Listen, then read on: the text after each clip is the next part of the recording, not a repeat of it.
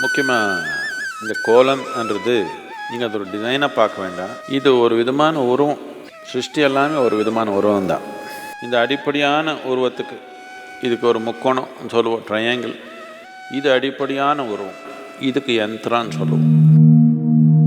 யந்திரான்னா அது ஏதோ ஒரு விதமாக செயல்படும். பிரதி ஒரு உருவமும் ஒரு விதமாக செயல்படும்.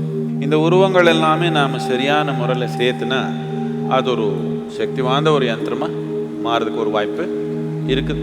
பூமியில் சக்தி சூழ்நிலை எப்படி செயல்படுது அது கவனித்து அதுக்கு ஒத்து ஒரு மாதிரி நமக்கு பயனாக இருக்கிற மாதிரி யந்திரங்கள் உருவாக்குற ஒரு பழக்கம் நமக்கு இருக்குது இந்த கலாச்சாரத்தில். இதில் கோலம்ன்றது ஒரு தன்மை. இப்போ எல்லாம் டிசைன் அடித்து அது ஏதோ டியூப்பில் போட்டு இப்படி விடுறாங்க. அப்படி இல்லை, அதுக்கு ஒரு முறை இருக்குது. இதுக்கு கோலத்தில் உபயோகப்படுத்துகிற பொருள் எந்த மாதிரி பொருளை உபயோகப்படுறீங்களோ அது பொறுத்து அது ஒரு விதமாக செயல்படும். கோலம் ஒரு சூழ்நிலை உருவாக்குது. இது புரிஞ்சு போடணும்.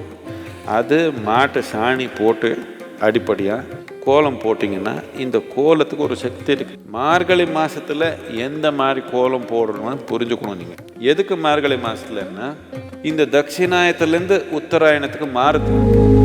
ஜூன் மாதத்தில் வடக்குலேருந்து தென்னுக்கு சூரியனுடைய ஓட்டம் மாறுது.